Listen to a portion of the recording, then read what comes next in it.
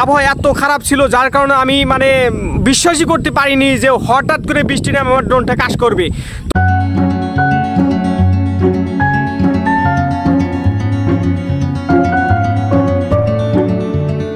আসলে আমার ড্রোনটা ইতিমধ্যে প্রায় একদম জলের সাথে মিশে যাওয়া ছিল, প্রায় আমার 72 টাকার মতো। কারণ আমি আর অল্প কিছুক্ষণ যদি আমি ফ্লাই করাই তাহলে আমার ড্রোনটা কিন্তু একদম প্রায় নিমিশে শেষ হয়ে যায়। কারণ আবহাওয়া এত খারাপ ছিল যার কারণে আমি মানে বিশ্বাসই করতে পারিনি যে হঠাৎ করে বৃষ্টি নামে আমার ড্রোনটা কাজ করবে।